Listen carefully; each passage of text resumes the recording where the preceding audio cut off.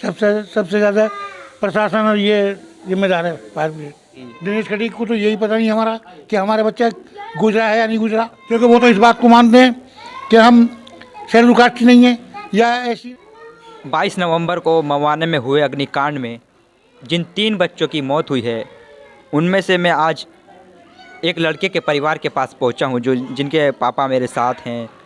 हम इस दुख में उनके साथ हैं और इस घटना की निंदा ही कर सकते हैं और इससे ज़्यादा कुछ नहीं।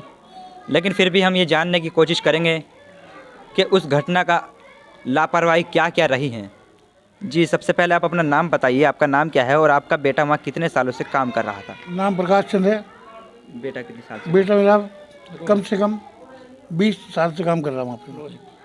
कितने साल पहले आपके बेटे की शादी हुई थी और अब उसके कितने बच्चे हैं? 2 बच्चे हैं, 8 साल के करीब शादी हो गई। जब वहाँ पे आग लगी, लोगों ने पुलिस को फ़ोन भी किया होगा, फायर ब्रिगेड को भी किया होगा, क्या सब लोग समय से पहुँचे थे या कुछ नहीं। कोताही रह गई? नहीं, फायर ब्रिगेड तो पहुंची नहीं थी उस टाइम तक, 1.5 घंटे बाद पहुंची। किसको इसका जिम्मेदार समझते हैं सबसे ज़्यादा? सबसे ज़्यादा प्रशासन और ये जिम्मेदार है फायर ब्रिगेड। फायर ब्रिगेड जिम्मेदार। कोई नेता, कोई मंत्री, विधायक आपके पास पहुँचे हैं? कोई नहीं पहुंचा। कोई नहीं आया? ना, नहीं हमारी किससे बात हुई इससे बात नहीं हुई? ना। किसी ने आपका मोर्चरी में इस तरह साथ दिया हो, कोई विधायक पहुँचे हो, कोई नेता अलग पहुँचे हो पार्टी के? हाँ, और आए और आए, लेकिन जो हमारे दिनेश खटीक जी पहुँचे थे? नहीं पहुंचे नहीं पहुँचे। आपसे संपर्क भी नहीं किया? ना। अच्छा, बाकी दिनेश खटीक को तो यही पता नहीं हमारा कि हमारा बच्चा गुजरा है या नहीं गुजरा, क्योंकि वो तो इस बात को मानते हैं कि हम शेड्यूल कास्ट नहीं है या ऐसी नहीं है। नहीं, भाजपा तो कहती है कि आप भी जबकि हिंदू हैं। भाजपा, जबकि इन्हें जो टिकट मिला वो हमारी वजह से मिला, और एक विधायक होने, एक मंत्री होने के नाते क्या उनका फर्ज नहीं था? विधायक जी तो यहाँ पे आए थे लेकिन आपसे नहीं मिले, तो फिर उसके अलावा कोई अधिकारी आपसे मिले हो, बात करी हो? अधिकारी रात मिले थे वे। जाम लगाने से पहले मतलब आपसे कोई ना अधिकारी मिला है ना कोई विधायक मिले? नहीं, हमसे कोई नहीं मिला। तो आखिर में जब कोई आपसे नहीं मिला तब आपको जाम लगाने की नौबत आई? हाँ, जब आपसे कोई नहीं जब हमसे कोई नहीं मिला तो जाम लगा दिया। मिला। क्या कुछ उम्मीद है कि सरकार आपकी कुछ सहायता करेगी? ये तो सरकार ही जानेगी, हमें तो उस ऊपर वाले से उम्मीद है। वैसे मदद की बहुत आवश्यकता है जी, क्योंकि छोटे बच्चे। परिवार की क्या स्थिति है? बेटा क्या करता है जो बड़ा है और आप क्या करते हैं? ये अलग खा ली है तो 3 साल तो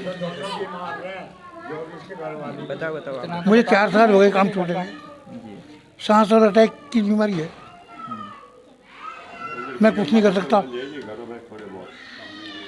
घरवाली भी मार रहे हैं,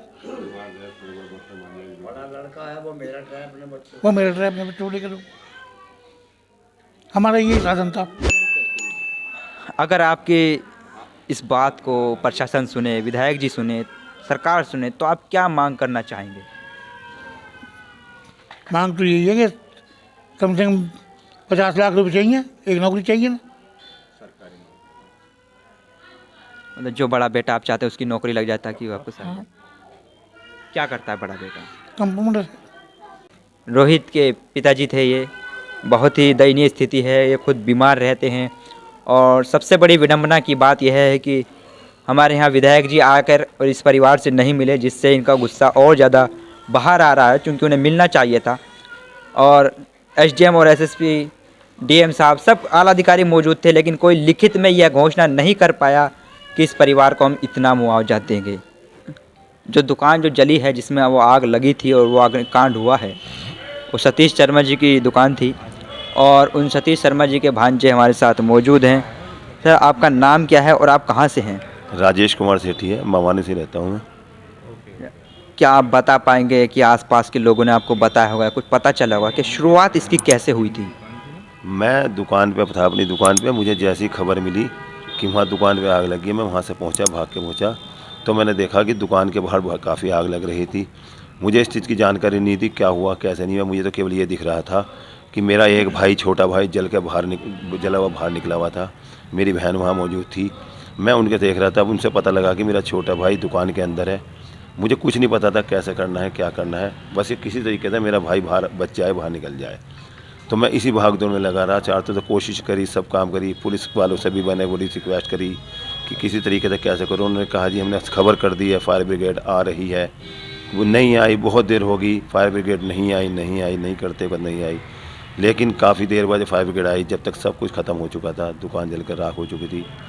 अब जब आके पता लगा कि वहाँ दुकान बाहर से आग लगी थी, हवा चल रही थी, उस हवा के झोंके से ही, हवा की रोक से ही अंदर आग की तरफ उसकी बढ़ी है।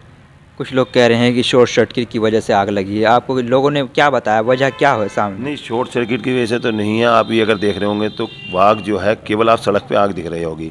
अंदर दुकान की आप इस अंदर की साइड में तो आग थी नहीं, वो तो हवा से अंदर जा रही थी आग।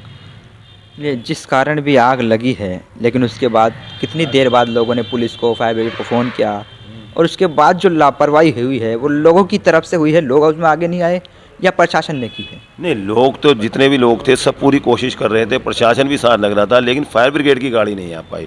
फायर ब्रिगेड की गाड़ी कम से कम 1 घंटे के बाद, उन्होंने 1-1.5 घंटे बाद आ पाई है। अगर फायर ब्रिगेड की गाड़ियाँ पहले आ जाती तो शायद हम इस नुकसान को बचा सकते थे। कल विधायक जी भी यहाँ मौजूद थे, डीएम एसएसपी साहब भी आए थे। क्या कोई आर्थिक सहायता की या किसी तरह की मदद की बात कही है?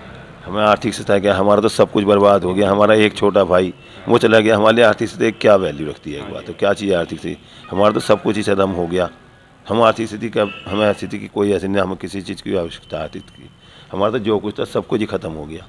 नहीं, देखिए वो तो नुकसान हुआ है और परिवार, ऊपर वाला आपको इस दुख सहने की शक्ति दे, लेकिन चूंकि परिवार को एक बैक की ज़रूरत है, एक उभरने के लिए ज़रूरत है, तो उसके लिए आप कुछ अगर ऐलान हुआ?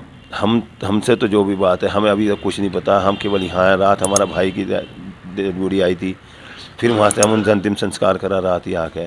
अभी तक हम केवल इसी चीज़ में लग रहे हैं कि हमारा भी छोटा भाई हॉस्पिटल में है, झुलदा हुआ, उसकी देख रेख में ही भी लगे हुए हैं सब तक। अच्छा, लेकिन क्या आपकी तो बात ठीक है कि आप अभी उस स्थिति में नहीं है कि इसे बात करने की, देखने की में, लेकिन क्या विधायक जी, प्रशासन, डीएम एसएसपी आपसे मिला है, खुद आया है कि आपके परिवार से कुछ कहा है? अभी हमारे पास किसी से कोई मुलाकात नहीं हो पाई है, किसी तरीके की नहीं हो पाई है। हम उन्हें हम सब सुबह से ही केवल इसी में लगे हैं कि पहले हमारा छोटा भाई जो है हॉस्पिटल में, हमारे मामा जी भी वहीं गए हुए हैं डॉक्टर से मिलने के लिए, कि पहले हमारा ध्यान सबसे पहले उधर ही है, पहले ठीक से जल्दी हमारा। इस मामले में जो ये एक लापरवाही जो आप कह रहे हैं फायर ब्रिगेड की हुई है, इसके अलावा आप कुछ और मांग रखना चाहते हैं? क्या कुछ बात है? आप देखो, इस बारे में मैं कुछ नहीं कह सकता। अभी मामा जी हमारे आ जाएंगे, जो भी बात है देखो वे बात कर पाएंगे। वे डॉक्टर से मिलने गए हुए हैं छोटे भाई के लिए, वे थोड़े समय बाद अभी आ जाएंगे यहाँ पे। तो ये थे सतीश शर्मा जी के भांजे जो हमसे बात कर रहे थे। क्योंकि सतीश शर्मा जी यहाँ पर मौजूद नहीं हैं, तो मौका मिला तो हम उनसे बात करके आप तक पहुँचाएँगे कि सरकार से वो क्या मांग रखते हैं, वो क्या चाहते हैं। 22 नवंबर को मवाना अग्निकांड में जिन 3 लड़कों की मृत्यु हुई थी उस हादसे में, आज हम उनमें से एक शादाब के परिवार के बीच मौजूद हैं, और हमारे साथ हस्तिनापुर विधानसभा के पूर्व विधायक गोपाल काली जी भी हैं, जिन्होंने कल एसडीएम से मिलकर परिवार को सहायता की मांग भी की थी। अच्छा विधायक जी, आप ये बताइए कि आपने प्रशासन से क्या क्या मांग रखी हैं?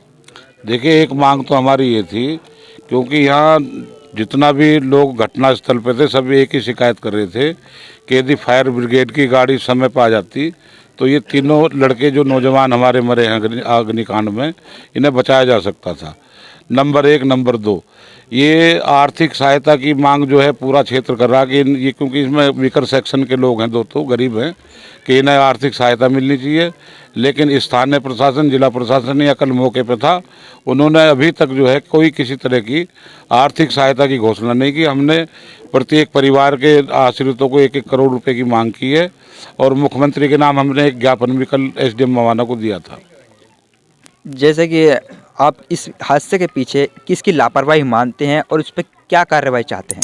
नहीं, हम ये चाहते हैं कि फायर ब्रिगेड के जो लोग हैं यहाँ से, करोड़ों रुपए की बिल्डिंग यहाँ बनी हुई है मवाना में, ये आग को रोकने के लिए, आगजनी की घटनाओं को रोकने के लिए, और यहाँ जितना स्टाफ की तैनाती है उसमें से मात्र 1-2 व्यक्ति यहाँ ऑफिस पे रहते हैं, बाकी जो है ड्यूटी से नज़ारत रहते हैं। इसी वजह से कल जो है गाड़ी थी वह दमकल विभाग की, लेकिन वो समय पे घटना स्थल पर नहीं आई। जैसे कि डीएम साहब, एसएसपी साहब, विधायक जी भी क्षेत्र में थे, हाँ। लेकिन अभी तक भी तीनों में से किसी भी परिवार से नहीं मिले हैं, ना ही कोई घोषणा आधिकारिक रूप से हुई है। इसके पीछे क्या वजह मानते हैं, या कितनी लापरवाही आप इसको देख रहे हैं? नहीं, इसकी हम शासन में शिकायत करेंगे और ये मामला बड़ा गंभीर है। पूरे हस्तिनापुर विधानसभा क्षेत्र में क्या, जिला मेरठ में इस घटना को लेकर लोगों में बड़ा आक्रोश व्याप्त है। तो हम ऊपर तक शिकायत करेंगे इन अधिकारियों की, जो अधिकारी इसमें लापरवाही कर रहे हैं। अच्छा, आप कह रहे थे कि अगर फायर ब्रिगेड के जो कर्मचारी जिनकी लापरवाही सामने आई है, गाड़ी भी स्टार्ट नहीं हो पाई थी यहाँ पे और बहुत सारे बदइल्ज़ामी यहाँ देखी गई, आप कहते हैं कि हम प्रोटेस्ट करेंगे। क्या ये बात सही है? आप प्रोटेस्ट करेंगे अगर उनके खिलाफ कार्रवाई नहीं हुई तो? नहीं, कार्रवाई होनी चाहिए भाई। कार्रवाई क्यों नहीं होनी चाहिए? जिन लोगों ने, जिनके निकम्मेपन की वजह से 3 नौजवान बच्चे मरे हैं जल के, ये तो उनके खिलाफ कार्रवाई होनी चाहिए, चाहे हमें कुछ भी करना पड़े इसके लिए। जब आधिकारिक रूप से किसी भी आर्थिक सहायता की घोषणा नहीं हुई है, तो आप इसके लिए क्या संघर्ष करेंगे? नहीं, मिलेंगे हम अधिकारियों से, आर्थिक सहायता इन्हें दिला के रहेंगे, कोई चाहे हमें कुछ भी करना पड़े, किसी स्तर पर भी जाना पड़े। अब देखना यह होगा कि क्या इस परिवार को इनके हाल पर छोड़ दिया जाएगा या फिर इनके उभरने के लिए इनकी कोई मदद की जाएगी।